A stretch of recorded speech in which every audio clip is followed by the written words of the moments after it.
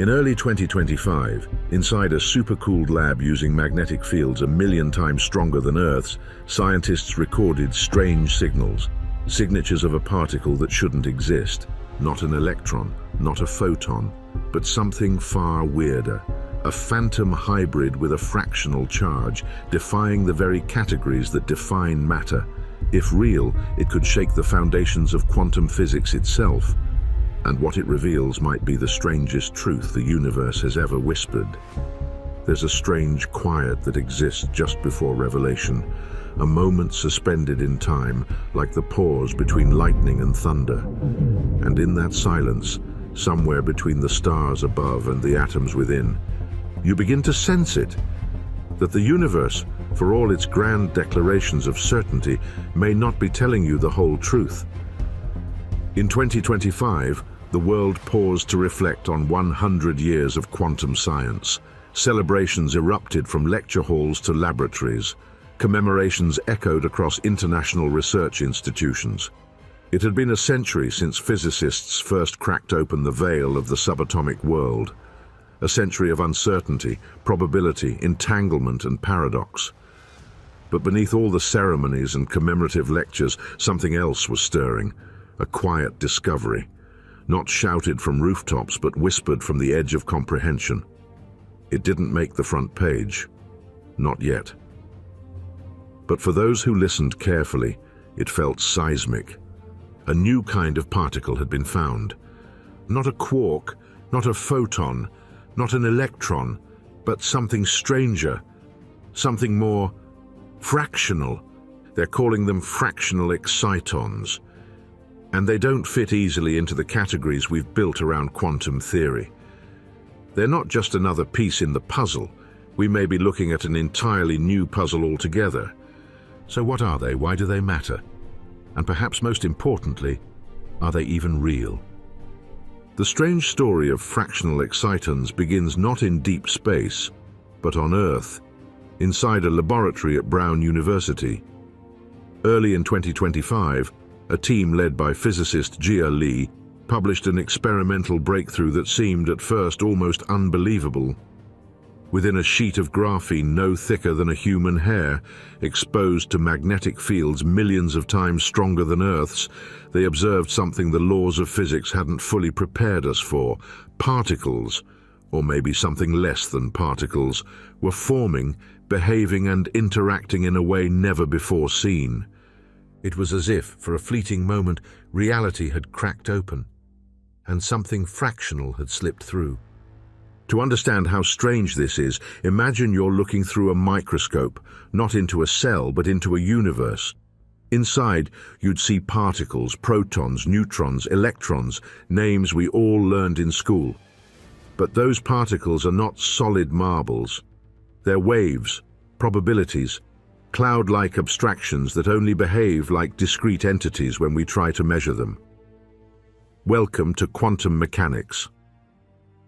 And now into this already unstable landscape something new has appeared, the fractional exciton. To most people that name means nothing. But to physicists it signals a potential revolution. You see, for decades, scientists have worked with a class of quasi-particles called excitons. They're like miniature dance partners in a semiconductor, an electron, and the absence of an electron, known as a hole, forming a bound pair. When light hits certain materials, it can knock an electron loose, and that freed electron sometimes becomes magnetically tethered to the very hole it left behind. They're opposites, but they're inseparable. The electron wants to escape, the hole wants it back, and in that strange union, an exciton is born. Excitons power the digital world. They drive our LED screens and solar panels. They are the invisible workers behind much of modern technology. But even in their usefulness, they've remained quiet, modest, obedient to the quantum rules that govern particles and waves. Until now, because now we're not just talking about excitons, we're talking about fractional excitons. Quasi-particles that seem to split apart the traditional idea of what an exciton is supposed to be. In this new state of matter, created under extreme quantum conditions, the excitons don't carry full electrical charges. they carry fractions, like 1/3 or 2/5, as if the fabric of reality had decided that whole numbers were simply too restrictive. And the implications of that are massive. You see, nature is supposed to behave a certain way. Matter, at its core, is built from particles that obey specific statistical rules. Fermions, like electrons, can't occupy the same quantum state. Bosons, like photons, can. These two camps have long governed everything from chemistry to astrophysics. But in rare and exotic conditions, like those used in Brown University's lab, something else can emerge, a new kind of particle.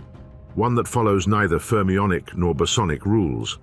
These strange in-between entities are called anyons, and they don't just break the rules, they make up entirely new ones. Fractional excitons may be anyons in disguise. And if that's true, then we're not just looking at a new particle, we're looking at a new form of quantum behavior, a new chapter in the book of matter itself. But let's not get ahead of ourselves. The truth is, the deeper we go into the quantum realm, the blurrier everything becomes. You may ask, is this real? But what do you mean by real? Is it something you can touch? Is it something that can touch you? Or is it something you can measure, even if it never existed until you looked? This is the strange paradox at the heart of quantum mechanics. The act of observation changes the outcome. Reality, if that word still holds meaning, becomes participatory. The universe is not a cold machine ticking along without us. It's more like a mirror, and the more closely we look, the more uncertain the reflection becomes. And now into that reflection steps something new, a particle that behaves like a ghost, there but not quite, measurable but only in fractions, real but not real in the way we once thought. The fractional exciton doesn't simply stretch our models, it may require us to tear them up and start again. So what comes next? To answer that, we must peel back the layers, one by one. What exactly is an exciton? Where do fractional charges come from? How did researchers discover this phenomenon, and what does it mean for the future of science, technology, and the very nature of existence? This is not a story about particle physics. It's a story about the limits of human understanding, about how far we've come, and how far we still have to go. About what happens when we stare into the quantum realm long enough, and something new stares back. The quantum curtain has risen, and the show is just beginning. Imagine you're standing in a ballroom, an empty, silent hall stretching endlessly in all directions. Suddenly, a spark of light enters. It brushes past one of the dancers, an electron, knocking it out of place. But this isn't chaos. The absence the electron leaves behind, the whole, doesn't just sit idly by. It waits, it remembers. And then something strange happens. The electron and the whole, separated by space, find each other again, not physically, but through a binding pull. And they begin to orbit one another, like star-crossed partners in a gravitational waltz. That, in the simplest sense, is an exciton. It's not a particle in the traditional sense. You can't hold it in your hand or isolate it in a bottle. It's a relationship, a coupling of opposites born from the energy of light. When a photon strikes a material like a semiconductor, it can knock an electron into a higher energy state. But in doing so, it leaves a vacancy behind. That vacancy, called a hole, acts as if it has a positive charge, and it behaves like a particle in its own right. The electron and the hole, now separated, become magnetically drawn to each other, forming an exciton. This isn't metaphor, it's quantum reality. Excitons are real, detectable, measurable, and crucial to technologies we use every day. In fact, you've probably relied on excitons more than you realize. Every time you power up a smartphone, glance at a flat-screen TV, or flip on an LED light, excitons are doing the heavy lifting. In solar cells, they carry the energy from photons into electrical current. In displays, they help produce the light and color you see on screen. They're not exotic curiosities, they're workhorses of modern electronics. And yet, until recently we assumed we understood them. We thought they were tame, predictable, harmless, just another neat little quantum trick. But the more we investigated, the more we realized we were only seeing part of the picture. The exciton was not as simple as it seemed, and in that simplicity hid something far stranger than we had imagined. You see, excitons obey a set of rules, just like all quantum entities. And for the most part, we've treated them as bosons, a category of particles that don't mind sharing space with others like them. Bosons are the socialites of the quantum world. They gather together. They form superfluids. They power lasers. They're predictable, cooperative, and mathematically elegant. Excitons, bound pairs of electrons and holes, were supposed to follow this bosonic behavior. They didn't have electric charge, and they could, in theory, overlap and form condensed quantum states, much like photons in a laser. That was the textbook version, the clean, understandable, reassuring version. But nature doesn't always follow textbooks, because as we dug deeper into materials like bilayer graphene, ultra-thin lattices of carbon atoms with remarkable electrical properties, something didn't add up. Under extreme conditions, such as temperatures near absolute zero and magnetic fields far more intense than anything found naturally on Earth, excitons started to behave differently. They no longer followed the bosonic playbook. They resisted classification. They changed the rules. And that brings us to the idea of fractional charges. In classical physics, charge comes in neat units. An electron has a negative one. A proton has a positive one. It's binary, clean. But in the quantum world, under certain extreme conditions, something astonishing happens. Charges can divide. An entity can appear to carry a charge of 1/3 or 2/5 or some other seemingly impossible fraction. These aren't sloppy measurements. These are consistent, repeatable phenomena that emerge from systems governed by the fractional quantum Hall effect, a strange state of matter where electrons no longer act alone, but as part of a collective dance governed by invisible rhythms. In these states, excitons appear to split apart from the inside. They no longer behave like simple electron-hole pairs. Instead, they seem to fracture into smaller, fractional components, each carrying a sliver of the original properties, but bound together in mysterious new ways. It's as though the universe whispered, "One is too simple, try fractions." This idea isn't entirely new. We've seen fractional charges before, most famously in experiments with two-dimensional electron gases trapped in strong magnetic fields. But those involved electrons behaving collectively in strange ways. With excitons, we're entering even weirder territory, because now it's not just individual particles splitting their identities, it's the relationships between particles, these bound electron-hole couples, fracturing at the seams.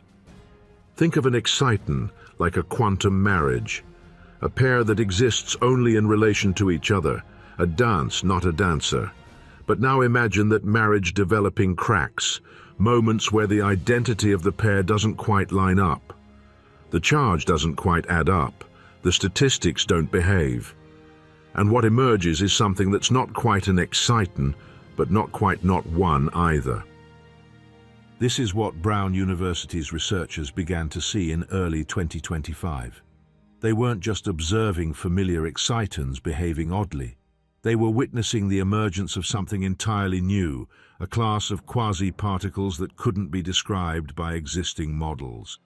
Excitons, yes, but with fractional identities, fractional charges, and possibly entirely new quantum statistics. And here's the kicker.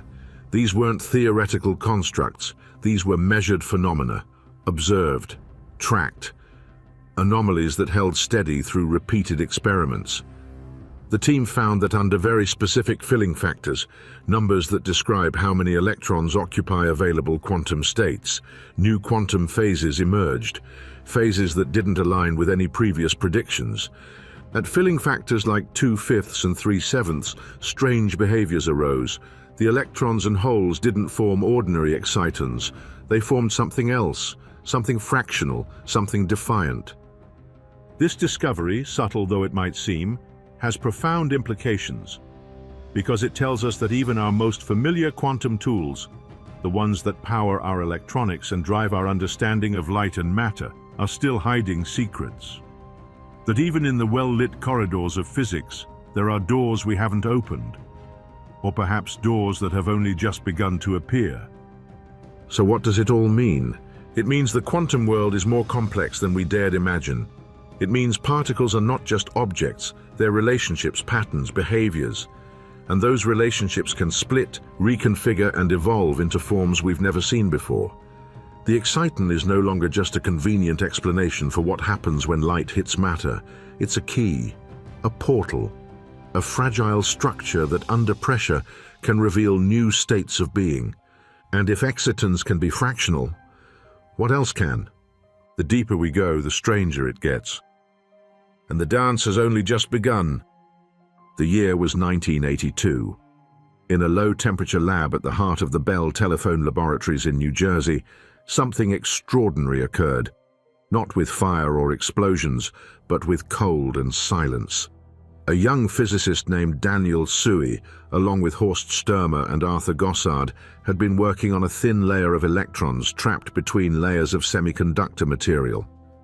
They cooled the system to just a whisper above absolute zero and applied a strong magnetic field, expecting to observe familiar behaviors. Instead, what they found would forever change our understanding of quantum matter. It was called the fractional quantum Hall effect, and it revealed something physics had never dared predict. That an electron, a particle once thought indivisible, could, under the right conditions, behave as if it carried only a fraction of its charge. This wasn't an illusion, it wasn't a measurement error, it was real. And it earned Tsui, Sturmer and Laughlin the Nobel Prize in 1998.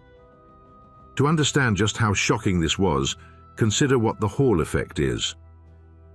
In its classical form, discovered in 1879, the Hall effect describes how a magnetic field applied perpendicular to a conductor with current causes a voltage to develop across the sides. It's a textbook phenomenon, predictable, useful. Engineers apply it every day.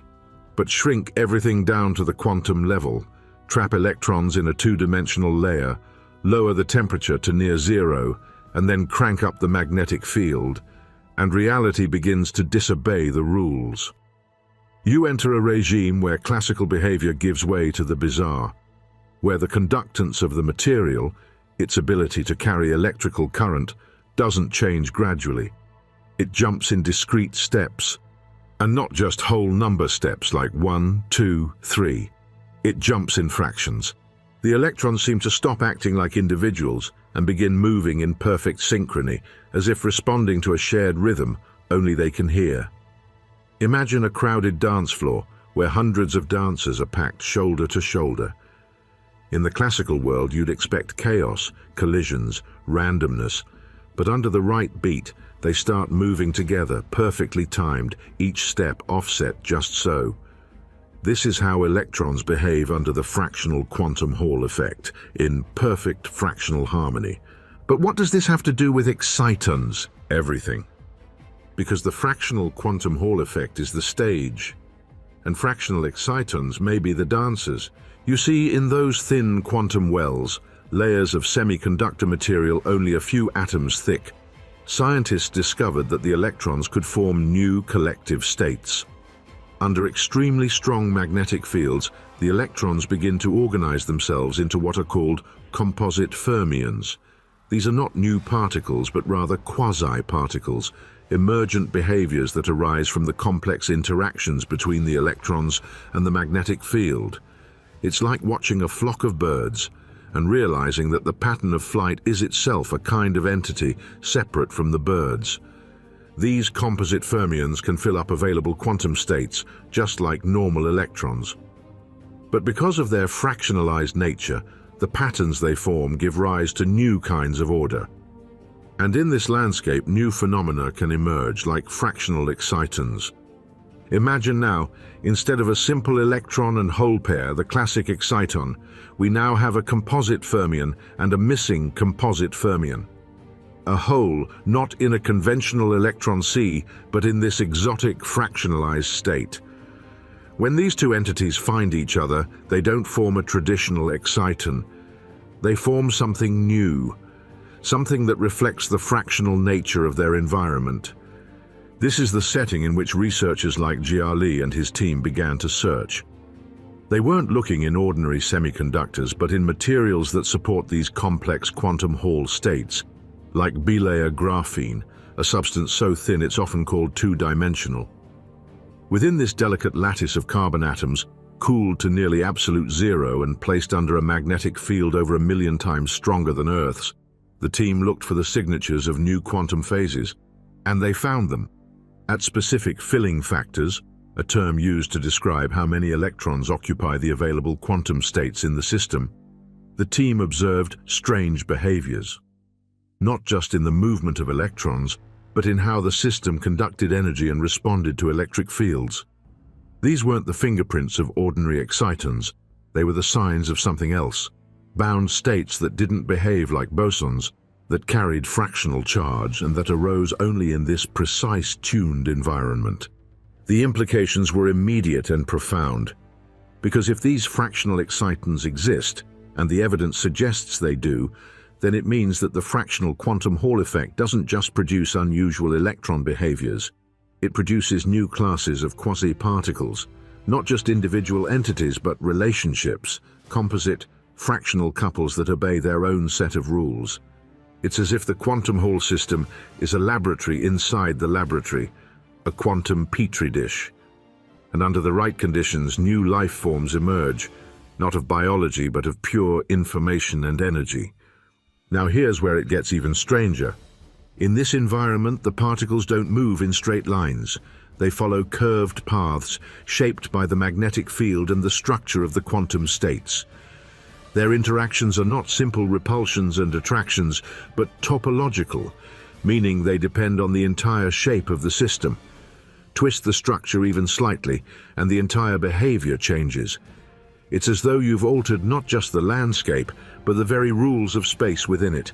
And from this warped space comes the fractional exciton. It may sound like science fiction, but this is real, peer-reviewed physics, published in journals like Nature, confirmed by data, and slowly beginning to be accepted by the wider physics community as something fundamentally new.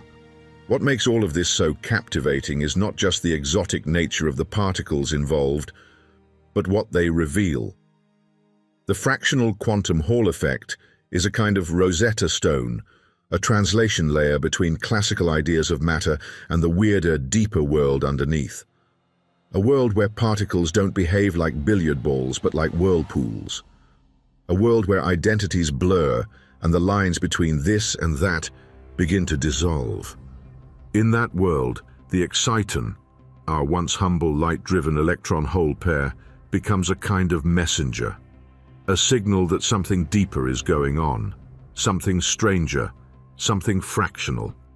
And if we can understand it, we may begin to unlock not only new quantum materials, but a new framework for what matter even is. So the next time you hear the phrase quantum Hall effect, know that it's more than just a laboratory curiosity. It's a doorway. And through that doorway, fractional excitons are stepping into view. It's early January 2025.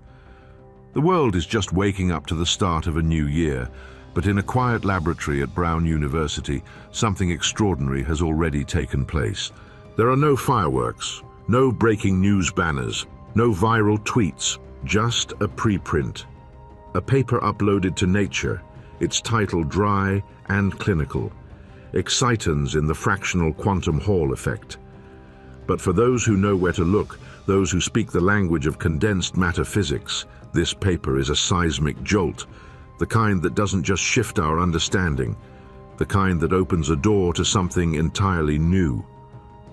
The lead author is Dr. Jiali, a physicist already known for pushing the boundaries of two-dimensional quantum systems. His lab, nestled in the unassuming brick architecture of Brown's campus, had been working with bilayer graphene, two sheets of carbon atoms stacked precisely, almost unimaginably thin, suspended between insulating layers of hexagonal boron nitride. Graphene has always been a wonder material. It's stronger than steel, more conductive than copper, and so thin it's almost not there. But when you stack two layers of it just right, twisted at a magic angle, as researchers like to call it, strange things happen. Electrons begin to behave like they're in an entirely different world, a world with new rules, new landscapes, and that's exactly where Lee's team was headed. To understand the significance of what they found, picture this: an environment colder than deep space, a sample just atoms thick, and magnetic fields over 1,000,000 times stronger than Earth's. Under these conditions, the normal behavior of matter breaks down.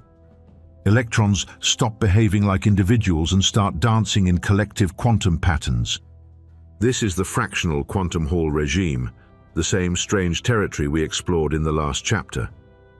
But until now, it was a landscape dominated by electrons, by their fractional charges, their exotic topologies, and their collective behaviors.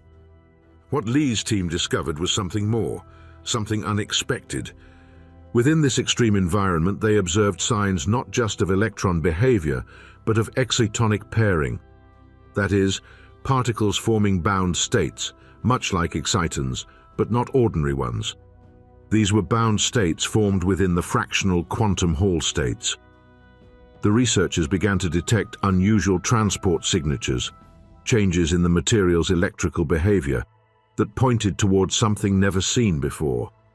They had found evidence of fractional excitons. These weren't just theoretical musings or obscure math constructs. The signatures were real, the patterns repeated. The data told a consistent story.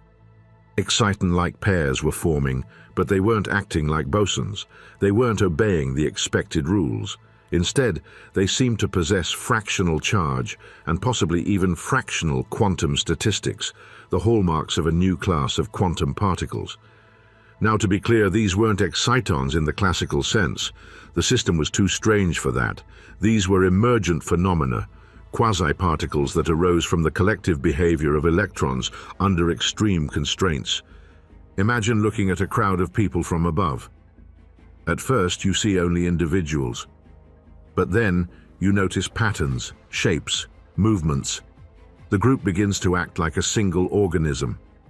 That organism wasn't there before. It's not a person, but it's real. It moves, it reacts, it has properties. That's what a fractional exciton is. Not a single particle, but an emergent behavior, a pattern in the quantum crowd. Lee's team focused on specific filling factors, fractions that describe how the available quantum states in the material are occupied by electrons. These fractions, like 2/5 and 3/7, aren't just abstract numbers, they're keys.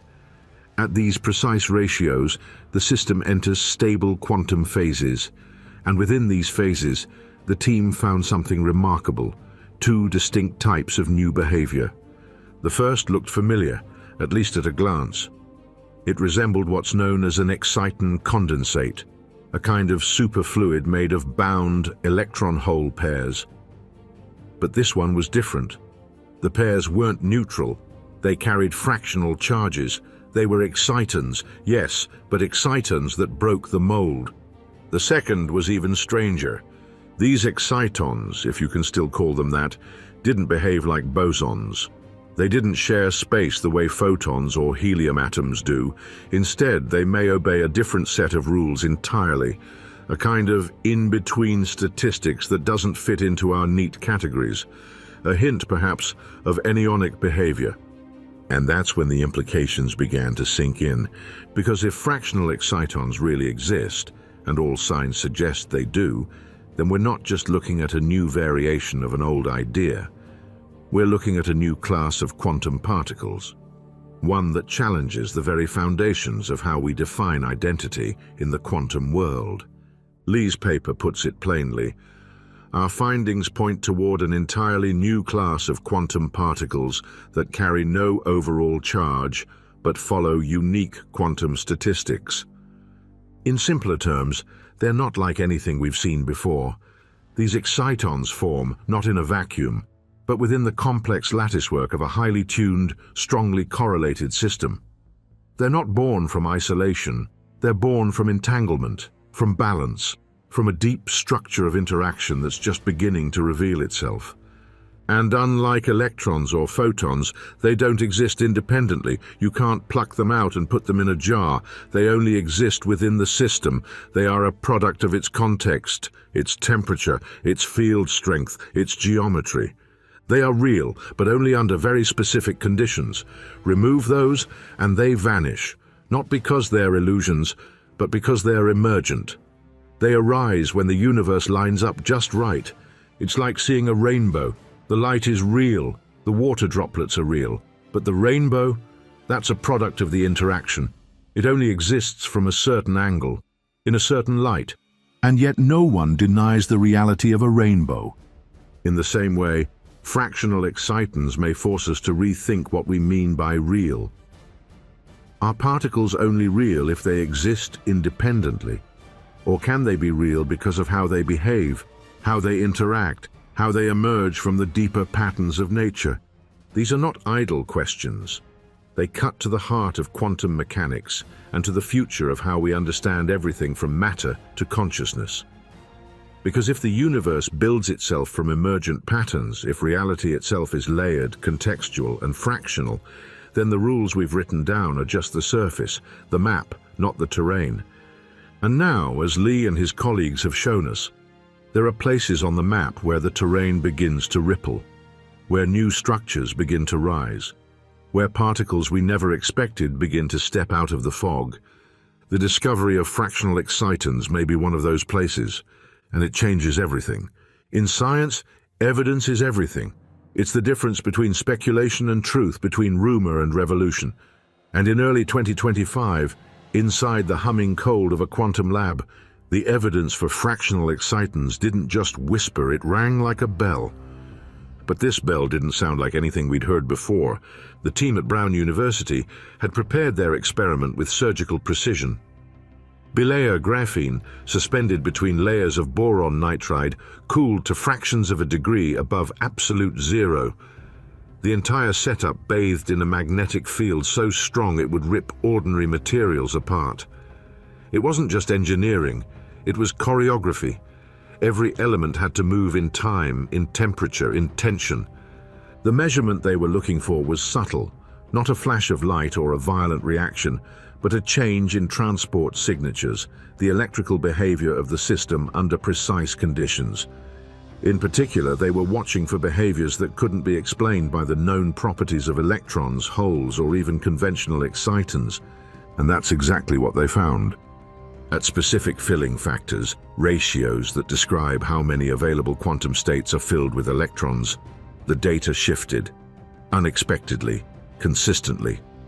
The material began to behave like it was hosting something new, something not quite electron, not quite whole, not quite exciton, but something bound, something moving, something carrying charge, not as a whole unit but in parts, as fractions. Let's pause for a moment. When physicists talk about filling factors, they're describing how a two-dimensional electron gas behaves in a strong magnetic field.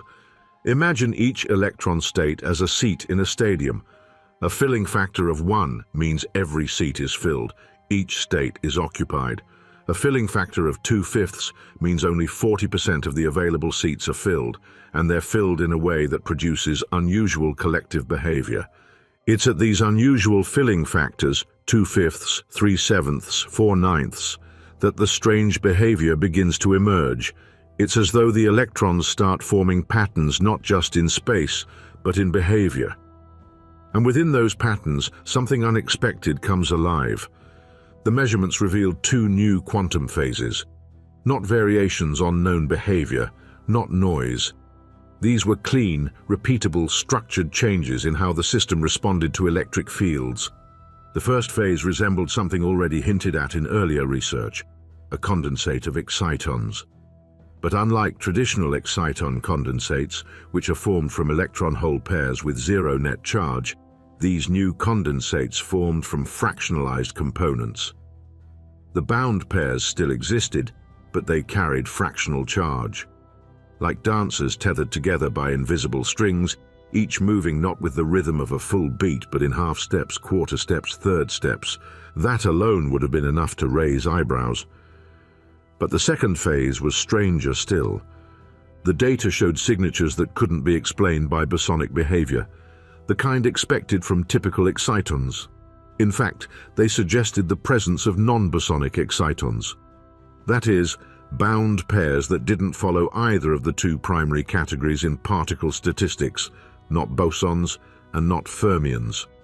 This hints at a third category, one long theorized, rarely observed, anyons. Anyons are particles that only exist in two-dimensional systems, like those created in graphene layers. Unlike bosons and fermions, whose identities are fixed, anyons can exhibit behavior that depends on their trajectory, on how they're braided through space. They don't just care about where they are, they care about how they got there. Imagine two particles moving past each other. With ordinary particles, the end result is the same no matter how they're exchanged. But with anyons, the process itself alters the outcome. The path is the particle. Now imagine two such anyons forming a bound pair, a fractional exciton. It wouldn't behave like any particle we've ever encountered. It would carry a sliver of charge, a sliver of spin, and a full helping of quantum weirdness. And that's exactly what the data suggested. The Brown University team supported their findings with a theoretical model called the two-composite fermion system. It's a mouthful, but here's the essence. The idea is that each electron in a fractional quantum Hall system behaves not as a simple point particle, but as a composite, an electron bound to an even number of magnetic flux quanta. These flux quanta are essentially loops of magnetic field tied to the particle like a tethered balloon. When two of these composite fermions interact and form a bound pair, they create an entity with behavior that can't be reduced to the sum of its parts. It's no longer an electron, no longer just a whole. It's something new. And when these pairs begin to condense into a phase, just like steam forming from individual water molecules, you get a new quantum fluid. But this fluid doesn't flow like water. It flows like information. It doesn't ripple. It quantizes. These experimental signatures weren't flukes. They were measured across multiple device geometries, multiple sample types, multiple cooling and field configurations. The results held up. The pattern was there. The signature was clear. Something new had emerged. And yet the team was careful not to overstate their case. The word discovery carries weight in physics.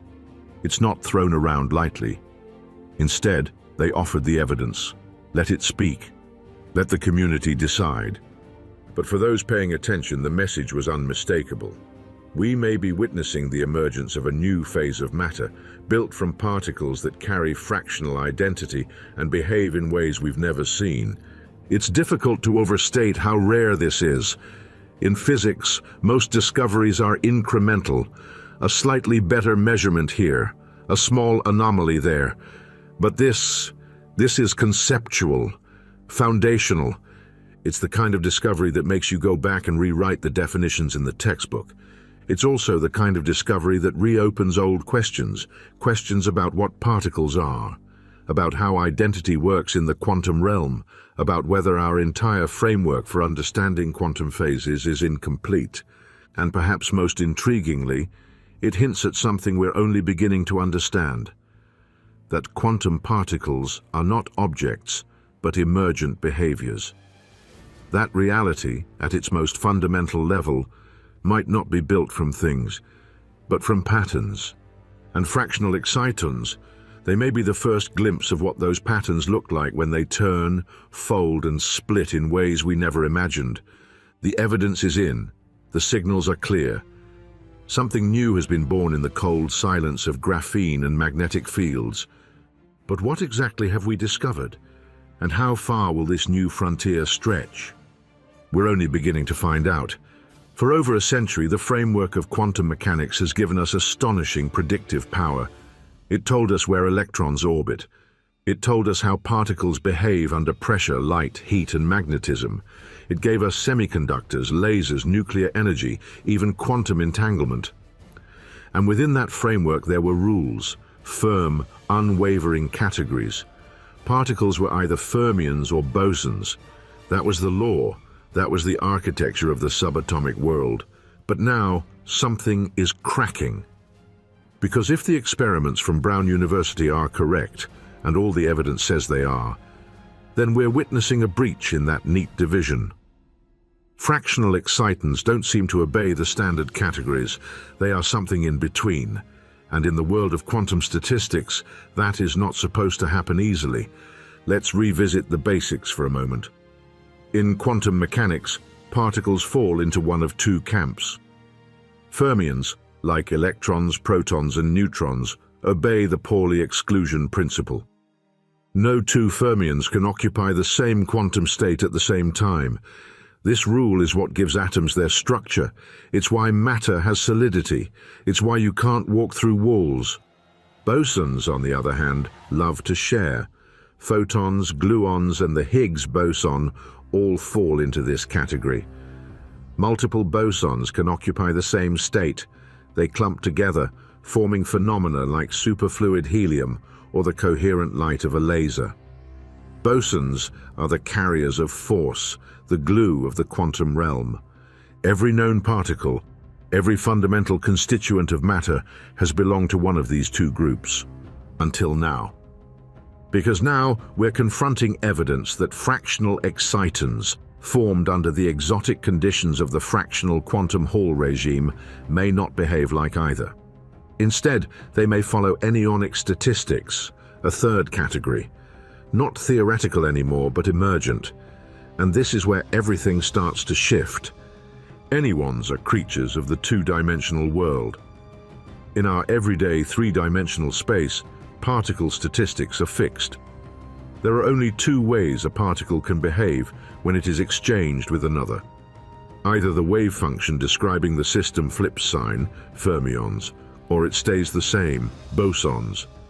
But in two dimensions, something incredible becomes possible.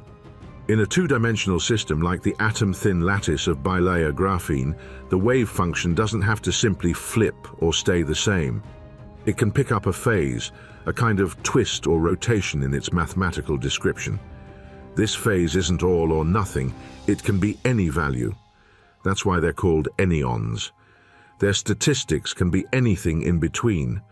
Now imagine building bound states like excitons from anyons.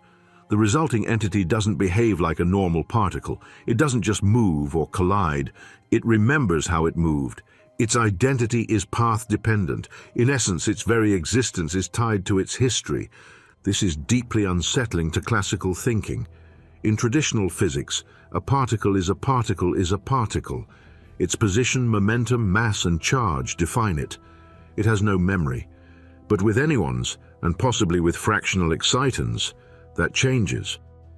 The particle doesn't just exist in space, it exists in narrative, in motion, in the braided paths it takes through the quantum landscape.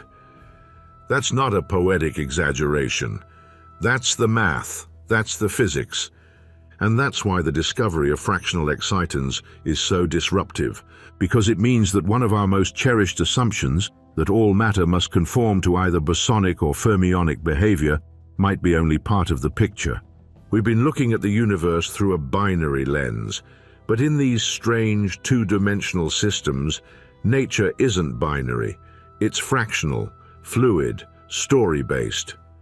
Let's go back to the lab for a moment. The excitons that Lee and his team observed didn't behave like neat bosons. Their interactions, their transport signatures, their behavior under rotation, all pointed to something more complex.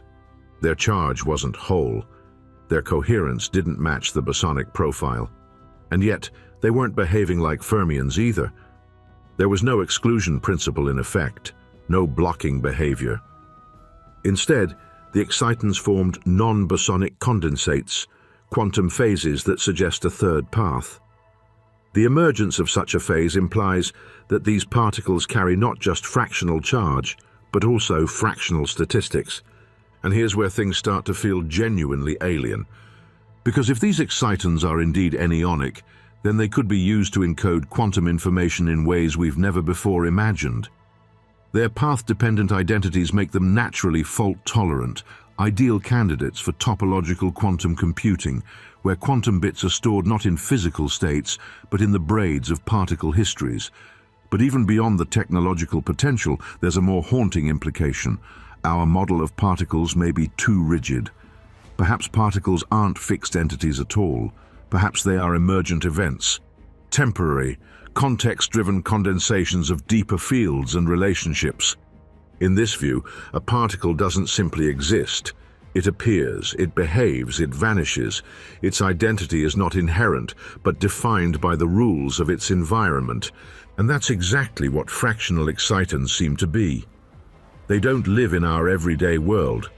They emerge under extreme conditions, near absolute zero, in the presence of magnetic fields, stronger than those found in the heart of stars, in materials structured at the atomic scale.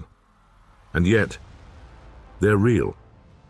That paradox, that something can be emergent and real, temporary and foundational, is a concept we've struggled with before.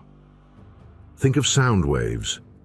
They don't exist without air, but they are still very real. Think of rainbows, think of hurricanes. These are not objects, they are phenomena. And yet, we name them, we track them, we fear them, we trust them. Fractional excitons may be the rainbows of quantum matter, real not because they are eternal, but because they are consistent, repeatable, predictive, and because they offer a glimpse of deeper processes we've barely begun to understand. In the quantum world, classification is everything, but these new findings suggest our classifications may be temporary, useful maps, but not the territory. When you encounter a particle that isn't a boson, isn't a fermion, and exists only within a narrow slice of the universe, what do you call it? You call it what it is, a challenge. A challenge to our definitions, a challenge to our assumptions, a challenge to the idea that we've already mapped out the building blocks of nature. Because maybe, just maybe, the blocks aren't blocks at all. Maybe they're patterns, and those patterns, it seems, are about to get a lot more complicated. There's something unsettling about realizing the rules you've lived by might be incomplete. For over 100 years, quantum mechanics has stood as one of the most successful theories in all of science. It has never failed a prediction, it has never lost an experimental test, and yet it remains, as even its greatest architects admitted, a theory that no one fully understands. Now, with the emergence of fractional excitons, we may be standing on the edge of a deeper truth. A truth that suggests quantum mechanics is not broken, but unfinished.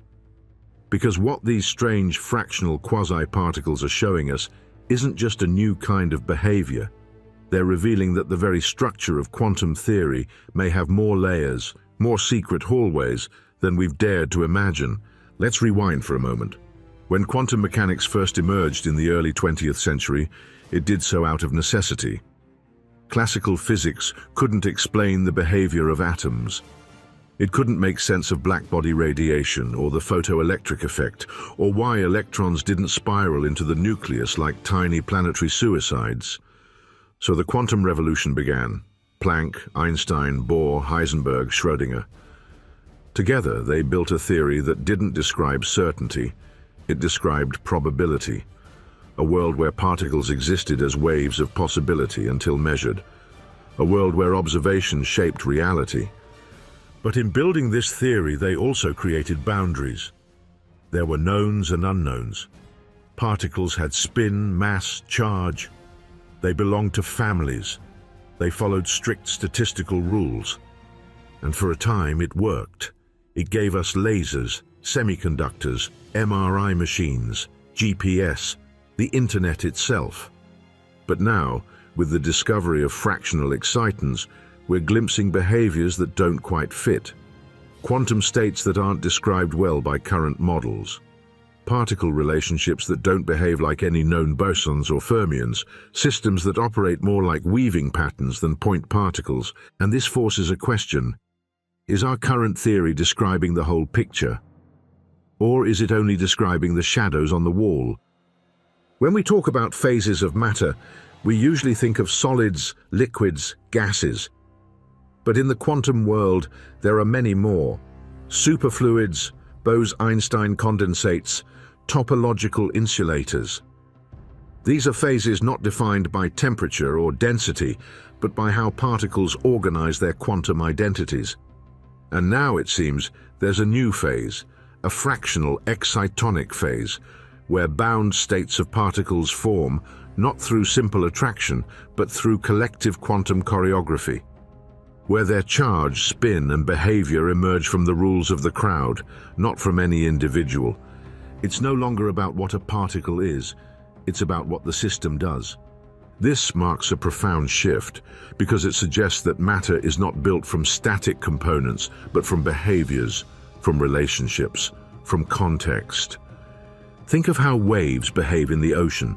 You can't isolate a wave and put it in a jar. A wave is a pattern in motion.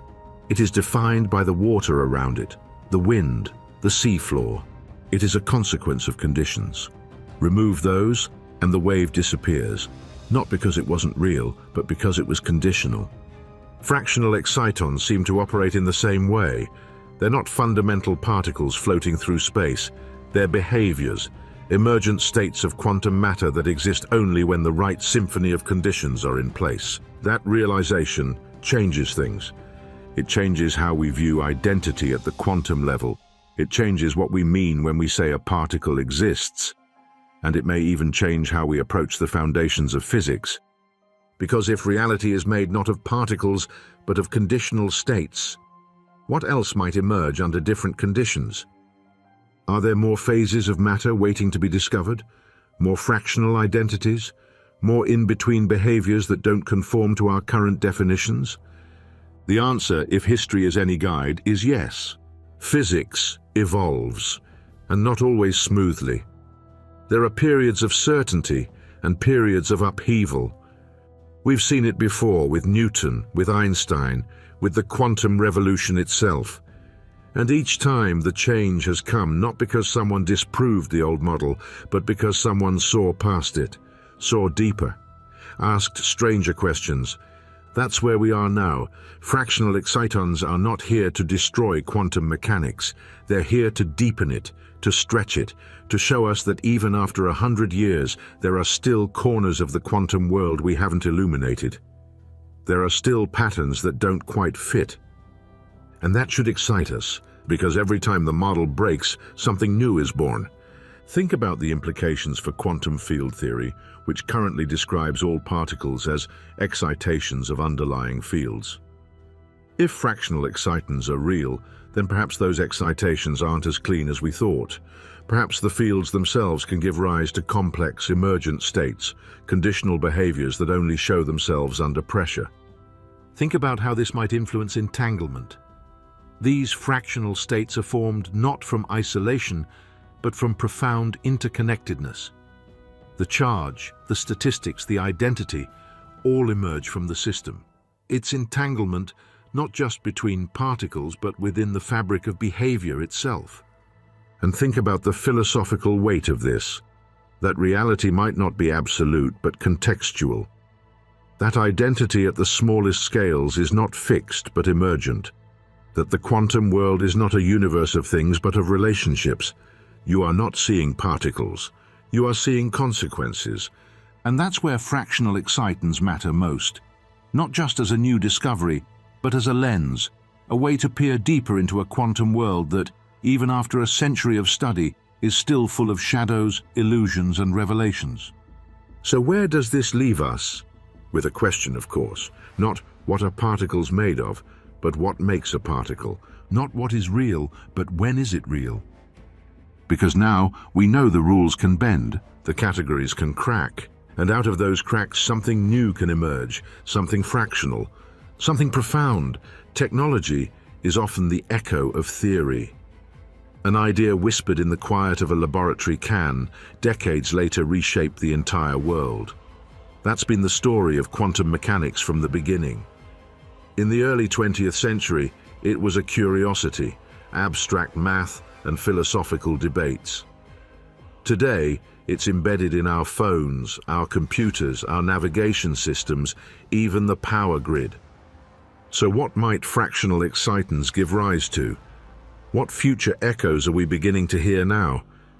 At first glance, they seem too strange, too delicate. quasi-particles that exist only under extreme magnetic fields, near absolute zero, inside materials just a few atoms thick. It doesn't exactly scream consumer device. And yet history warns us not to dismiss the impractical. Lasers were once thought useless. Quantum tunneling was a textbook oddity. Entanglement was called spooky and irrelevant. Now they're everywhere, so let's project forward. What kind of technologies could these strange fractional creatures inspire? The most immediate, and perhaps the most tantalizing application, lies in quantum computing. Today's quantum computers are powerful but fragile. Their qubits, the quantum bits that store information, are easily disrupted by heat, by noise, by time. They require constant error correction, and even the best systems struggle to scale without collapsing under the weight of their own complexity. But imagine a new kind of qubit, one built not from single particles, but from patterns, from braided behaviors in two-dimensional quantum matter. A qubit that stores information not in charge or spin, but in the very history of a particle's movement, in its pathway, its interaction, its memory. That's the promise of topological quantum computing, and fractional excitons may be a step toward making it real. Because if these quasi-particles carry not just fractional charge, but fractional statistics, they could be manipulated in ways that are inherently stable, immune to noise, resistant to decoherence. They wouldn't store information the way a transistor does, but the way a knot does, tied not by force, but by structure. And once tied, it stays tied unless you actively untangle it.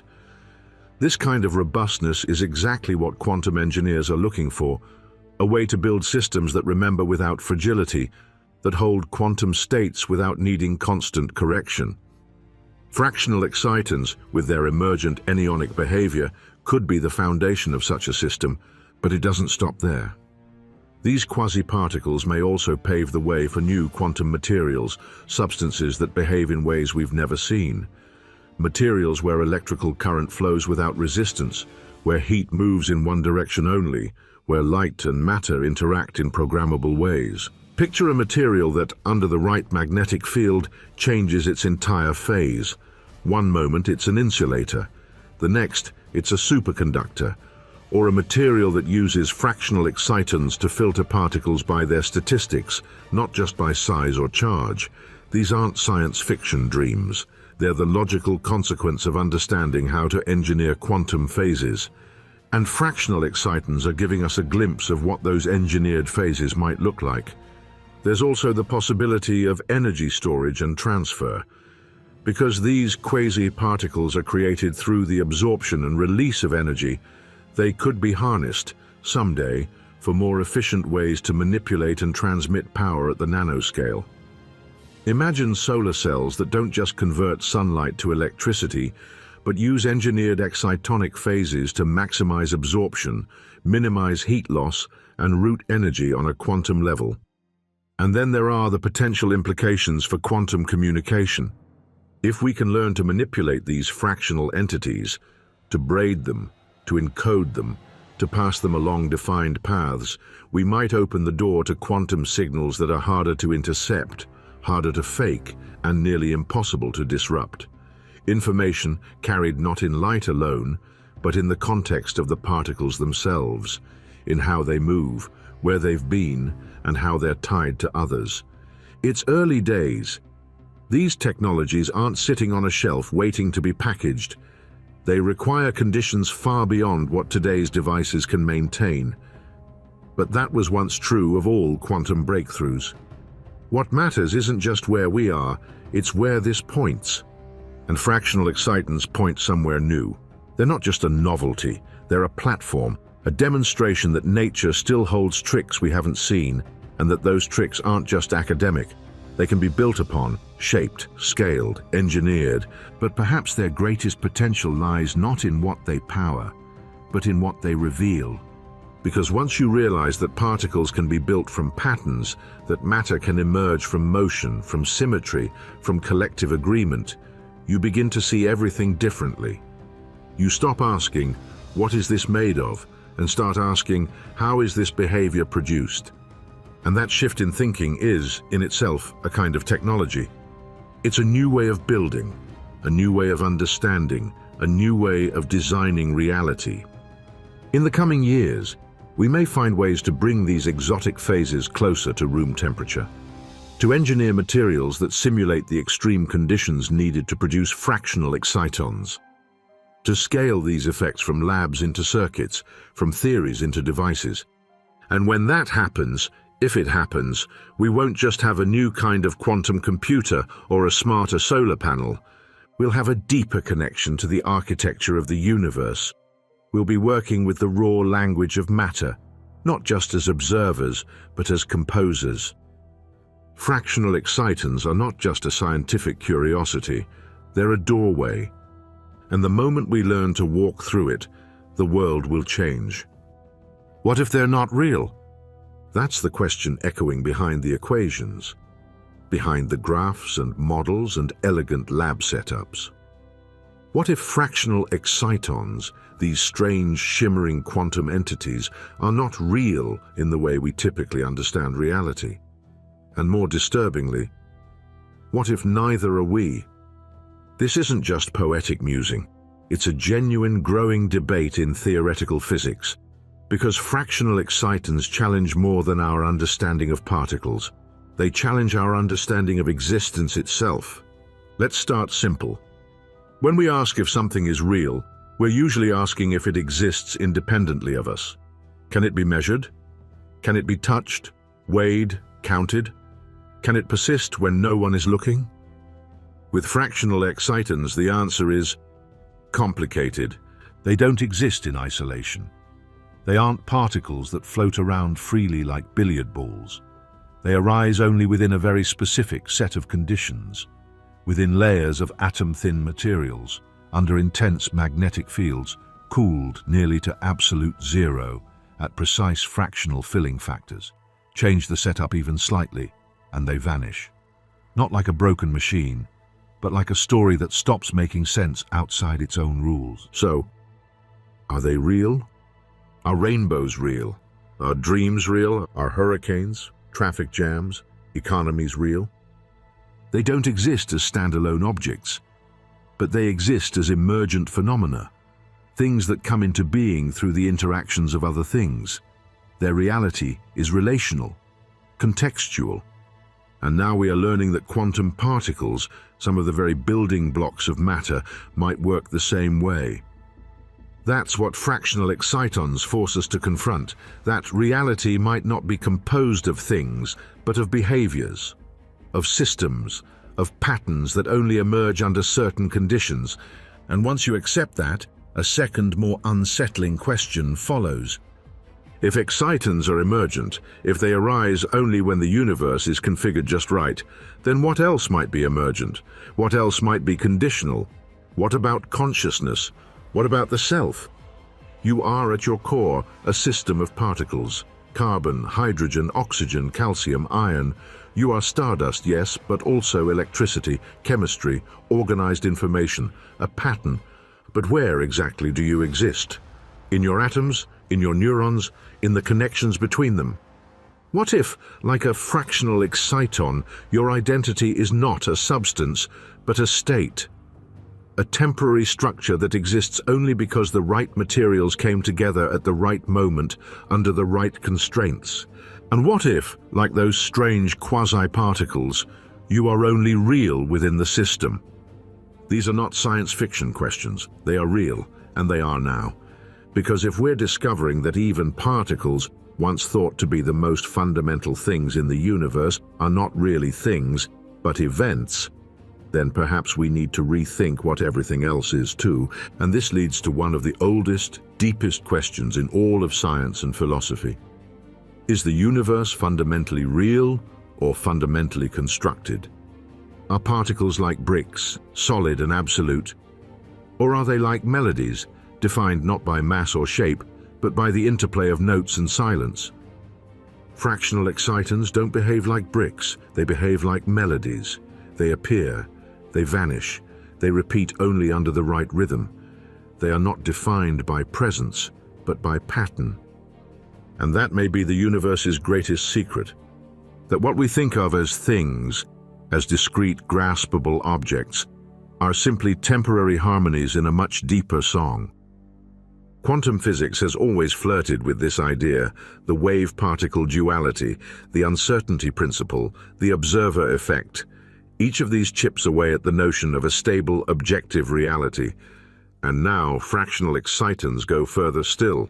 They don't just play by strange rules, they exist because of them. So are they real? Yes, but not like a rock or a chair. They are real like a thought is real, like a dance, like a memory. They are real within a system that allows them to be. And if we are honest with ourselves, the same may be true of us. This is where science touches mystery, where physics begins to sound like philosophy, where the particle becomes the poem. Because behind every equation lies an assumption that reality is measurable, that identity is fixed, that truth is something we can extract, label, and place under glass. But what fractional excitons teach us is that truth may be contextual, that even in the deepest layers of the universe, certainty is conditional. This isn't a loss, it's a gain, it's freedom. Because it means the universe is more flexible than we imagined, more responsive, more creative. And if matter itself can be emergent, fractional, adaptive, then so can we. So perhaps the better question isn't, are fractional excitons real? Perhaps the better question is this: what else might be waiting to emerge? What other patterns might rise up out of the quantum fog when the conditions are just right? What other versions of reality, of self, of time, of matter, might exist just beyond the magnetic field, just beyond the cold, just beyond the edge of our imagination? We live in a universe of possibilities, and today we've glimpsed one of its strangest. But it won't be the last, because the closer we look, the more we realize the universe is still under construction. Every great scientific discovery begins not with certainty, but with a question. In a modest laboratory tucked inside Brown University's Barras and Holly building, that question wasn't shouted, it was whispered. Not, what is this particle, but something more vulnerable, more honest. Could this be real? Dr. Gialli had seen strange data before. Every experimental physicist has. Sometimes it's an anomaly, sometimes it's background noise. Most often, it's just the machine speaking in its own cryptic dialect, one you eventually learn to ignore. But this time, the whisper grew louder. The signal held steady, the anomalies repeated, and slowly, impossibly, a pattern emerged. A pattern that looked like something new. Lee didn't rush to publish. That's not how this works. In condensed matter physics, especially when working with phenomena as strange as the fractional quantum Hall effect, there's a long, quiet process of elimination. You measure, you repeat, you change variables, you swap materials, you test again, every time the same thing, the signature of something that shouldn't be there. In interviews, Lee speaks softly, almost cautiously, as if still wrapping his mind around what his team had uncovered. What we observed, he said, doesn't fit cleanly into the models we had.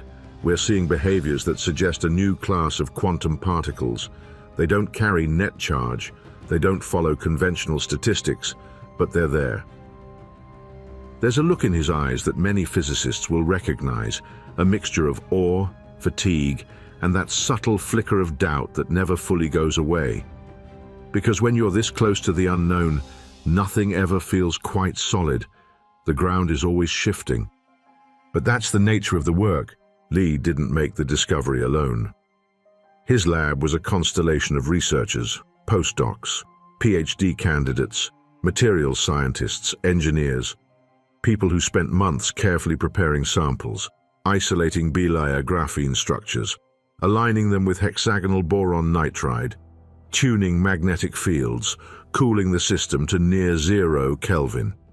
It's the kind of work that doesn't make headlines, but it's the foundation of everything. One graduate researcher, who asked not to be named, described the moment they realized something big was happening. We were seeing these transport signals that didn't match anything we expected. I remember double-checking the math 3 times in one night. I couldn't sleep. It wasn't supposed to behave that way, but it did. There's a quiet heroism in that kind of discipline, the willingness to listen to what the universe is actually saying rather than what we expect it to say. And then came the decision every scientist fears, the decision to go public. When you submit to a journal like Nature, you're not just presenting data. You're placing your work under a microscope even more powerful than the one you used in the lab. Reviewers, rivals, and skeptics will tear it apart. They'll search for error, they'll challenge your assumptions, and they should. That's how science works, but that doesn't make it any easier. Still, Lee and his team knew what they had seen. The measurements were clear, the anomalies were consistent, the signatures were repeatable. At specific filling factors, fractions like 2/5 and 3/7, the behavior shifted. Fractional excitons emerged. Quantum phases with no classical explanation appeared in the data. This wasn't a glitch, it was a window. The paper was published in January 2025. The title was dry, clinical, as it should be. Excitons in the fractional quantum Hall effect. No hype, no bold declarations. But between the lines, you could feel the pulse of something enormous. The paper's abstract was almost humble. We report transport signatures of excitonic pairing in fractional quantum Hall states, suggesting the emergence of novel excitonic phases, suggesting, not declaring, because even when you're standing at the edge of something revolutionary, caution matters. Still, the community noticed, quickly. Other labs began replicating the setup. Theorists scrambled to revise models. Some pushed back, arguing for alternative interpretations. Others saw confirmation of long-standing suspicions that quantum matter still had surprises in store, that two-dimensional systems weren't just oddities, but playgrounds for physics beyond the standard categories. And throughout it all, the team at Brown stayed focused, measured, open. In follow-up presentations, Lee made it clear, we're not claiming to have discovered a fundamental particle. We're observing a new kind of bound state, one that challenges how we classify particles, one that points to something emergent and possibly something more. There's something beautiful in that humility, because real science isn't about ego. It's about surrender. Surrendering to the evidence, to the process, to the idea that the universe is under no obligation to make sense to us. And yet somehow it does. That's what every physicist is chasing, not control but coherence, not dominance over nature but alignment with it. The joy of discovering a pattern where before there was only noise. And when you talk to Lee's team, that joy becomes clear. One lab member recalled the late nights in near silence, watching the data streams unfold. You don't expect to be part of something historic. Most experiments are small pieces in a huge puzzle. But this felt different, like we'd stumbled onto a corner of the puzzle no one knew existed. Another described it more simply. It felt like the system was trying to tell us something. We just had to be quiet enough to hear it. That's what science is, at its best, a form of listening. And this time, what the universe said was strange, beautiful, fractional. So the voices from the lab are not just recounting data, they're telling a story of curiosity, precision, and courage. The courage to publish what you don't fully understand. The courage to ask better questions. Are these truly new particles, or are they patterns, phases, whispers in the field? No one knows for sure, not yet. But thanks to them, we're one step closer. Closer to the truth, closer to the frontier. How do you visualize something that isn't really there? That's the challenge with fractional excitons. They don't have edges. They don't reflect light. You can't hold them in your hand or trap them in a vacuum. They aren't particles in the classical sense, but neither are they ghosts. They're measurable, repeatable, detectable. But they are only ever visible through their influence, their signature, their footprint in the quantum landscape. So how do we bring them into focus? You start with the dance. Imagine a ballroom filled with dancers, each one spinning in perfect unison, not colliding, but swirling in invisible circles defined by the rhythm of the room. Now imagine that instead of watching the dancers themselves, you're watching the floor beneath them. You can't see their bodies, only the scuff marks they leave behind, the trails of motion, the echoes of their presence. That's how physicists see fractional excitons, not by direct observation, but by tracking how they change the behavior of the system around them, how they alter conductivity, magnetoresistance, thermal transport, like ripples on a pond with no visible stone. In the Brown University experiment, this meant analyzing transport signatures, subtle shifts in the way electrons move through the bilayer graphene. When a fractional exciton forms, it creates a disturbance, not a violent one, but a quantum tremor, a deviation in how charge and energy flow through the material. These deviations are plotted on graphs, voltage curves, resistance maps, conductance oscillations. To the untrained eye, they look like abstract art. To a trained physicist, they're the equivalent of high-resolution portraits, not of the particle itself, but of its influence, its shadow. Now imagine layering these signatures on a virtual model, a graphene sheet folded in space, bathed in a magnetic field. Every point on the sheet represents a different quantum state, defined by temperature, field strength, filling factor. You move through this model like navigating a storm cloud, and within it you find zones, pockets of strange behavior, where ordinary excitons can't exist, but something else can. These are the homes of fractional excitons, tiny neighborhoods in the quantum terrain where the laws of behavior shift, where charge doesn't move as a whole, but in pieces, where symmetry breaks, where new phases emerge. To visualize this, animation becomes essential. Picture two charges, one positive, one negative, forming an orbit. Not around each other, but around a shared center of mass. A glowing tether connects them, flexing as they spin through a field of composite particles. But suddenly the positive charge splits, not literally but fractionally, its influence dividing, its field distorting. The orbit twists, the energy flattens, the pair becomes something else. The tether now connects fractional entities, each carrying a sliver of identity. It's not magic, it's geometry, it's field dynamics. It's the deep structure of two-dimensional quantum matter responding to stress by creating new structures. We visualize this through topological mapping, ways of describing space not by distance, but by connectivity. In such a map, what matters isn't where the particles are, but how they are entangled, how their paths wrap and braid through time and space. It's not a drawing, it's choreography, and these braids can be visualized too. Imagine tracing the movement of fractional excitons through the lattice. Instead of clean circular loops, you get weaving paths, spirals that tighten, loosen, cross over themselves. Each twist encodes quantum information, not in position, but in history. This is how we see what cannot be seen. We give it shape through motion, through the systems it affects, through the math it leaves behind. Lab footage helps ground this abstraction. Gloved hands preparing graphene samples under microscopes. Machines cooled with liquid helium, steam rising as invisible temperatures drop below -270 degrees Celsius.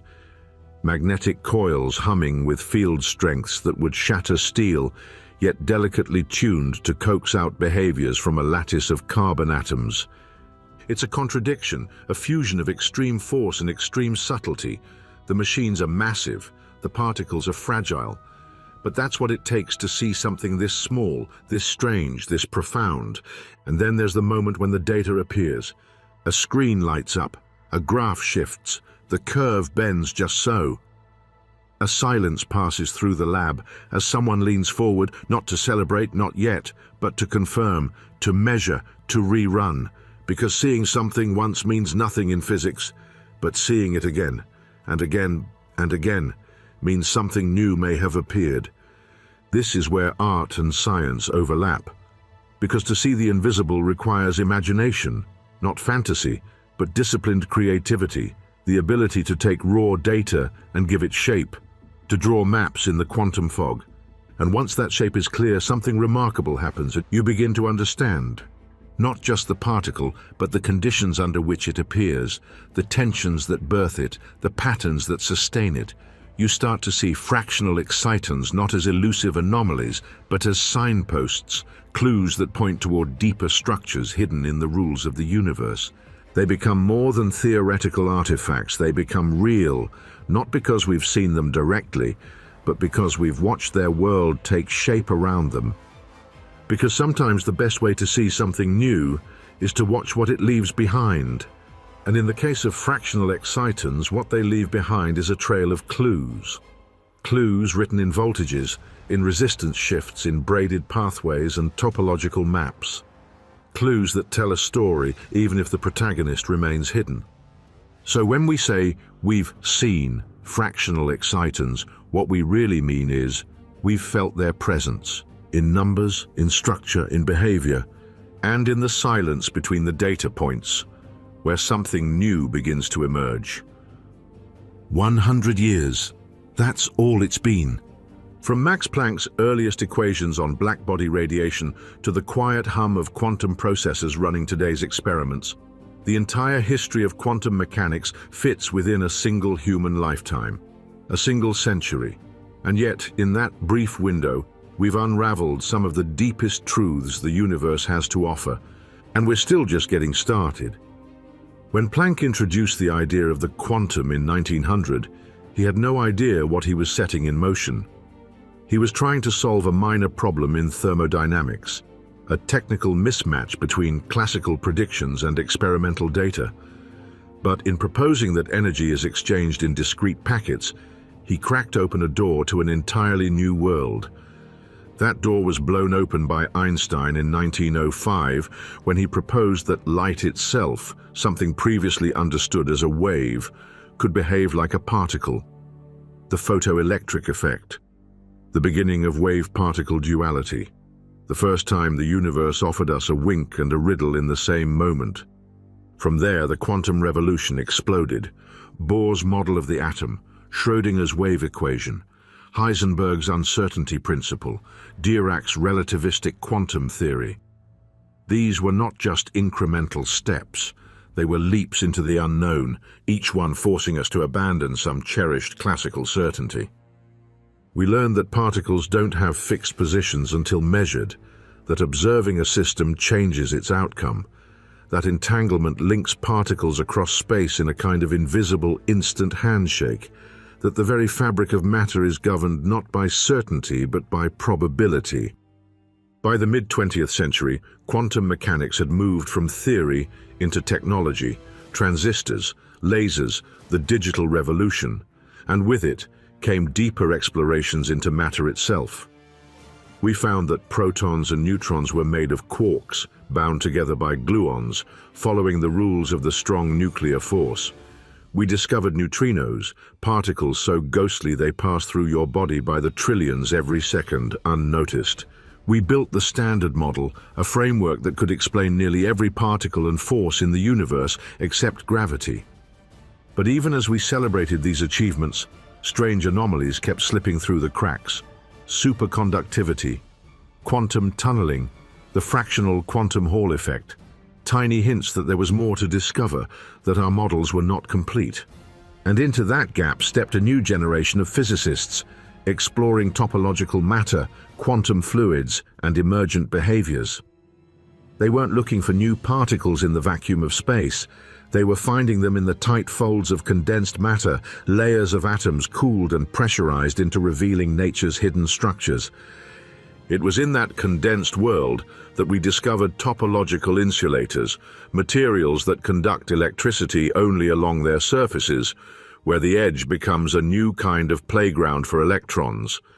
It was there we confirmed the existence of Majorana quasi-particles, entities that may be their own antiparticles. And it was there, just this year, in 2025, that we uncovered something stranger still: fractional excitons. To appreciate what they mean, you have to see them in context, not as an isolated quirk, but as part of a century-long quest to understand how the universe builds itself. We began with particles, simple indivisible units of matter. Then we learned those particles were fields, rippling, interacting, exchanging force carriers. Then we discovered that particles could emerge not from fields alone, but from patterns, from symmetries broken, from topologies twisted, from systems behaving as a collective. And now we're seeing that even these emergent particles can fracture, can carry fractional charge, can obey fractional statistics, can belong to quantum phases that didn't exist in any textbook just a few years ago. In 1925, we were still arguing over whether the atom was real.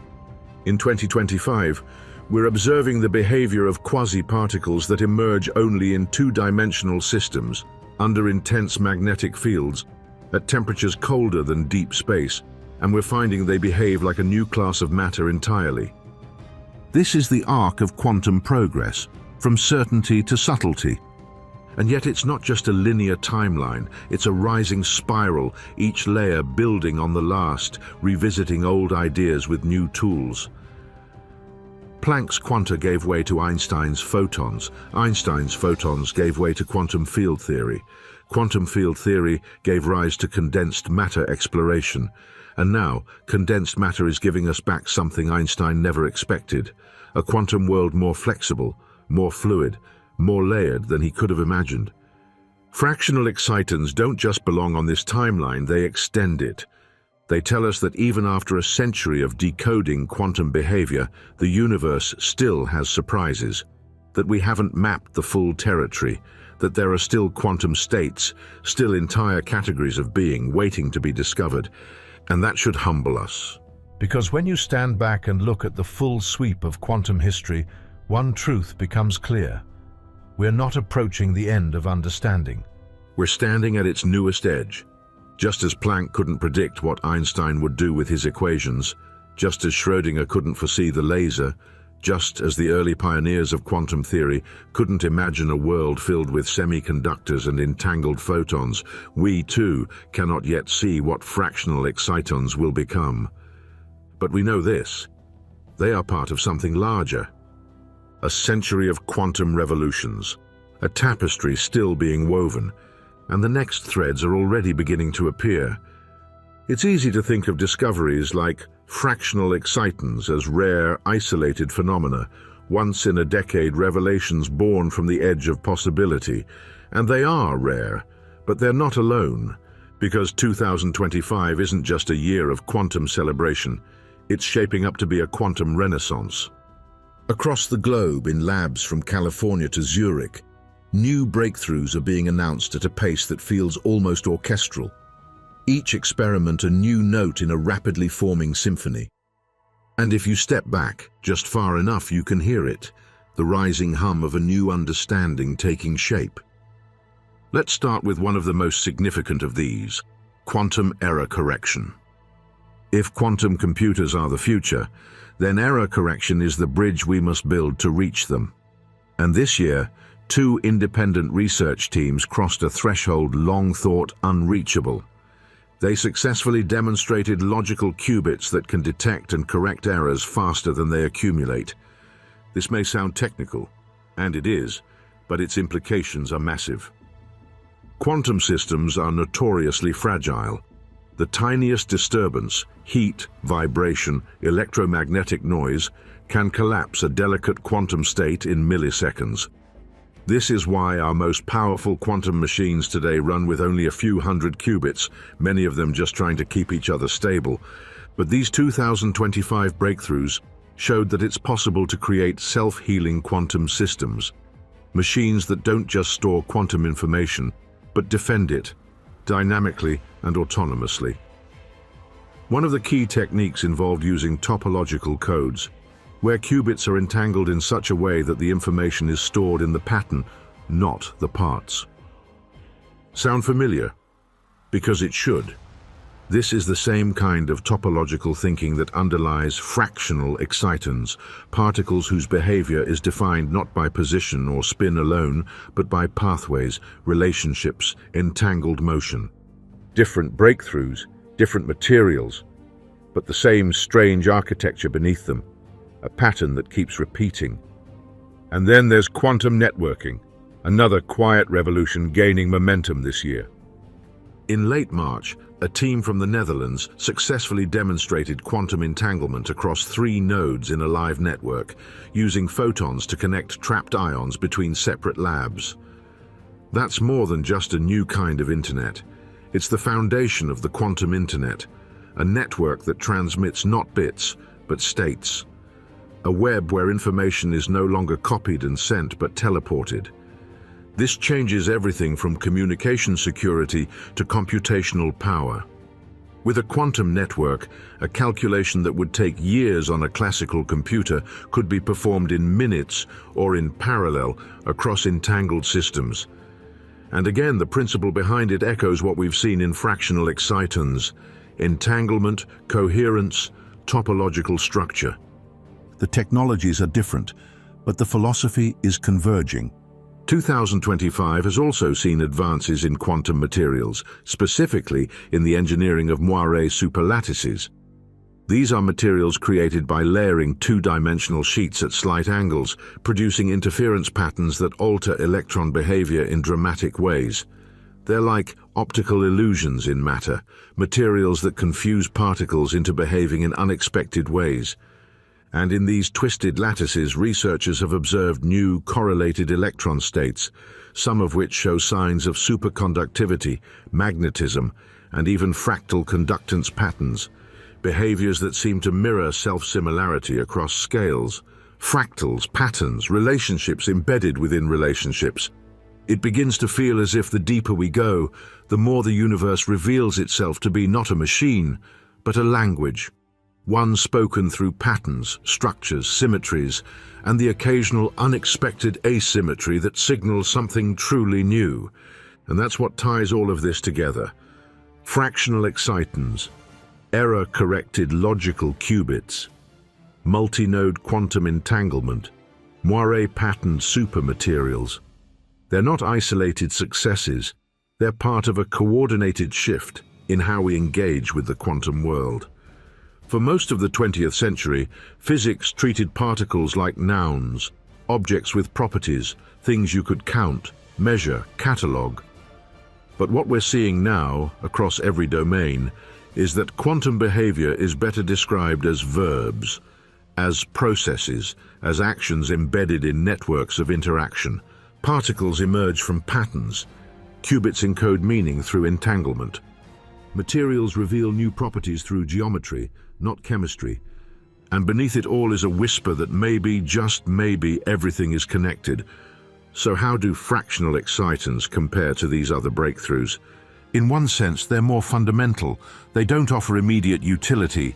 You can't plug them into a processor or stretch them into a fiber optic line. They don't store information or compute answers.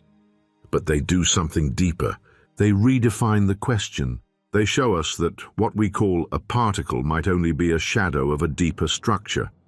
That identity itself is not fixed, but fluid, emergent, conditional, fractional. And in doing so, they provide the philosophical scaffolding for everything else.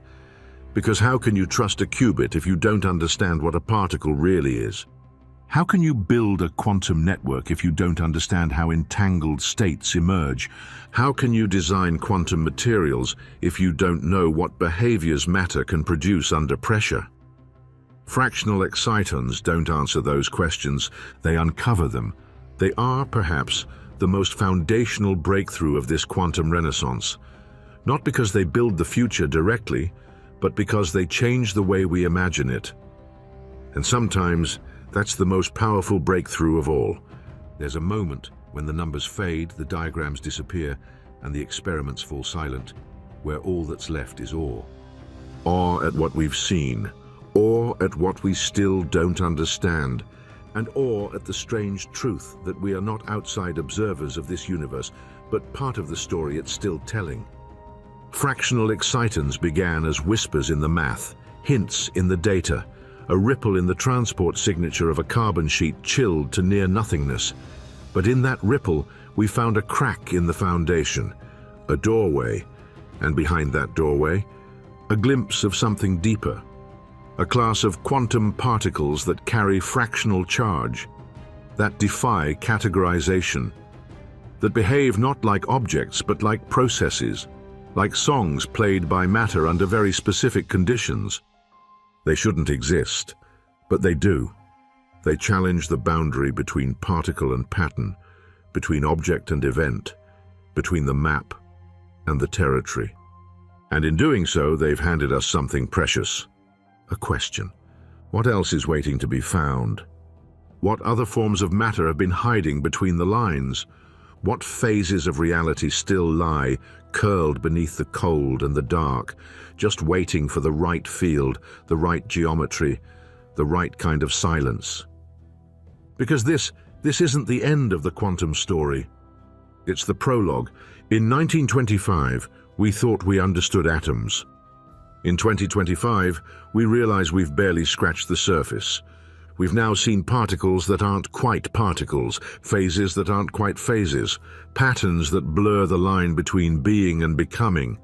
And if fractional excitons can emerge from nowhere, if they can rise out of geometry, out of relationship, out of the memory of motion, then maybe everything we thought we knew about matter, identity, and existence is just a first draft. So where do we go from here? We go deeper. We dig into new materials. We map new behaviors. We ask questions we're not ready to answer. Because the frontier of quantum physics isn't made of steel and fire. It's made of possibility. It's made of places like this, right here, where particles come alive, where the rules bend, where something fractional emerges from nothing at all. And if you've made it this far, if you've walked this edge with me, then maybe you too are part of the pattern, part of the mind asking, the eye observing, the voice wondering. Because this isn't just science, it's a search for meaning at the smallest scale. And that's what we do here. Every week we ask what the universe is hiding just beneath the surface. We question the real. We question the seen. We question the very fabric of what we're made of. If this journey left you wondering, good. If it left you uneasy, better. And if it left you curious, then welcome.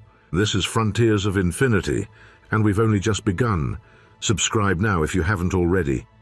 And if you want to keep exploring the edges of the universe with me, if you want to know whether fields, particles, atoms, and even reality itself are what they seem, go ahead and watch the next episode.